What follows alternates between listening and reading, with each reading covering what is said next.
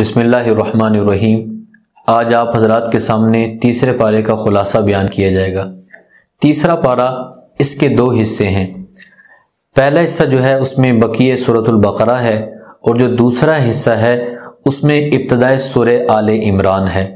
तो पहला हिस्सा जिसमें सूरतुल बकरा का बकिया हिस्सा है उसमें तीन बातें हैं। नंबर एक, दो बड़ी आयतें हैं। नंबर दो, दो नबियों का जिक्र है। और नंबर तीन, सदका और सूद का बयान है।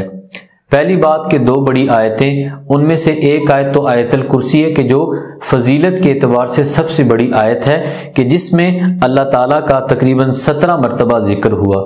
और दूसरी आयत आयत मुदायना है कि जो कि मिकदार के एतबार से सबसे बड़ी आयत है कि जिसमें अल्लाह ताला ने तिजारत और कर्ज का जिक्र फरमाया कि जब इंसान किसी से लेन देन का मामला करे, कर्ज का मामला करे, तो उसको चाहिए कि उसको तहरीरी तौर पर लिख कर अपने पास महफूज रखे और फिर उसके ऊपर गवाह भी कायम कर ले ताकि ज़रूरत पड़ने पर वो तहरीर भी काम आ सके और वो गवाह भी काम आ सके।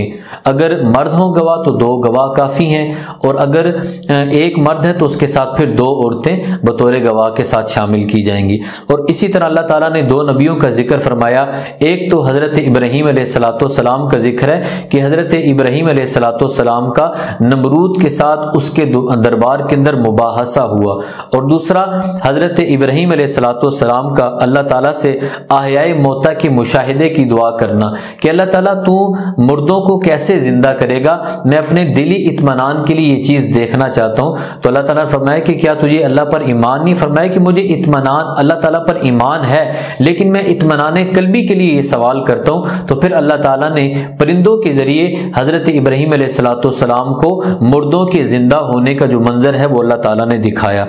और दूसरा किस्सा यहाँ पर हज़रत उज़ैर अलैहिस्सलाम का है कि जिनको अल्लाह ताला ने 100 साल तक मौत दी और उसके बाद अल्लाह ताला ने उन्हें दोबारा जिंदा किया।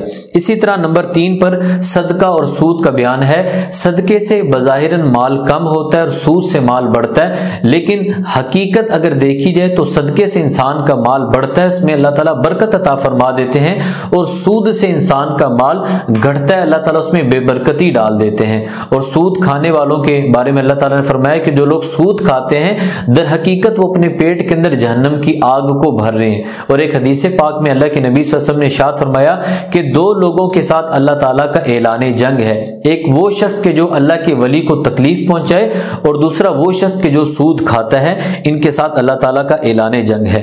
और फिर इस पारे के दूसरा हिस्सा जो है आपको बताया कि वो सूरह आले इमरान का इब्तिदाई हिस्सा है कि जो इस पारे के अंदर मौजूद है।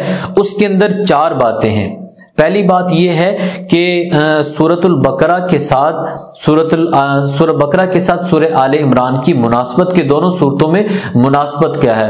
और दूसरा है कि अल्लाह ताला की कुदरत के जो हैं वो 4 किस्से इस सूरत के अंदर बयान किए गए। और तीसरा अहले किताब के साथ आप सल्लल्लाहु अलैहि वसल्लम का मुनाजरा, मुबाहला और फिर मुफाहमा। और चौथी बात कि अंबियाए साबिकीन के साथ अहद लिया गया, उसका जिक्र है। पहली बात कि सूरतुल बकरा के साथ सूरह आले इमरान की मुनासबत क्या है, तो याद रखिए कि दोनों सूरतों में अल्लाह ताला ने कुरान करीम की हक्कानियत को बयान किया और दोनों सूरतों में अहले किताब के साथ खिताब है। सूरतुल बकरा के अंदर जो अक्सर खिताब है वो यहूद के साथ है, और सूरह आले इमरान में अक्सर रुए सुखन जो है वो नसारा की तरफ है, यानी नसारा से खिताब किया गया।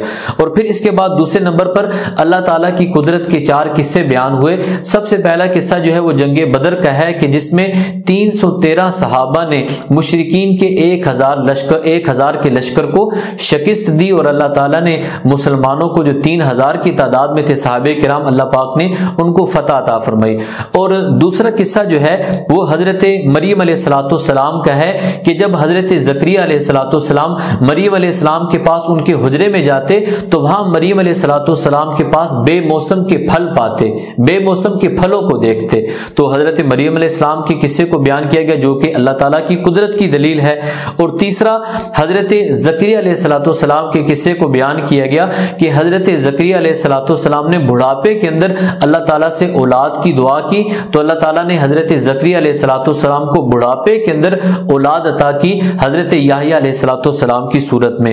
और चौथा किस्सा जो है वो हजरत ईसा अलैहिस्सलाम का है कि अल्लाह ताला ने हजरत ईसा अलैहिस्सलाम को बगैर बाप के पैदा किया, और फिर बचपन के अंदर हजरत ईसा अलैहिस्सलाम ने کلام بھی کیا اور پھر اللہ تعالیٰ نے حضرت عیسیٰ علیہ السلام کو زندہ آسمان پر اٹھا لیا۔ یہ اللہ تعالیٰ کی قدرت کے 4 قصے بیان کیے گئے۔ اور نمبر 3 پر اللہ تعالیٰ نے جو آپ صلی اللہ علیہ وسلم کا نصارہ کے ساتھ مناظرہ ہوا، مباہلہ ہوا اور مفاہمہ ہوا، اس کا ذکر فرمایا کہ آپ صلی اللہ علیہ وسلم کا نصارہ کے ساتھ یعنی عیسائیوں کے ساتھ مناظرہ ہوا، اور پھر اس کے بعد آپ صلی اللہ علیہ وسلم نے ان عیسائیوں کو مباہلے کی دعوت دی۔ مباہلہ کہتے ہیں کہ یعنی کہ آپ صلی اللہ علیہ وسلم نے فرمایا کہ تم بھی اپنے اہل و عیال کو لے آؤ، میں بھی اپنے اہل و عیال کو لے آتا ہوں، اور پھر ہم پورے خشوع خضوع کے ساتھ اللہ تعالیٰ سے دعا کرتے ہیں کہ اللہ ہم میں سے جو جھوٹا ہے اس پر خدا کی لعنت۔ لیکن وہ جو نصارہ تھے، عیسائی جو تھے، وہ اس بات کے اوپر تیار نہ ہوئے، تو پھر اس کے بعد مفاہمہ ہوا، یعنی ایک ایسی بات کی دعوت دی گئی کہ جو سب کو تسلیم ہو، اور وہ تھا کلمہ لا الہ الا اللہ محمد الرسول اللہ، اس کی دعوت دی گئی۔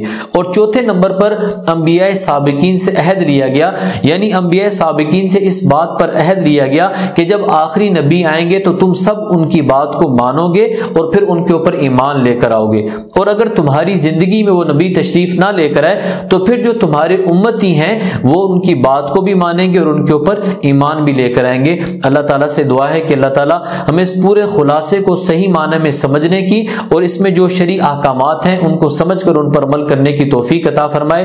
وآخر دعوانا ان الحمد للہ رب العالمین۔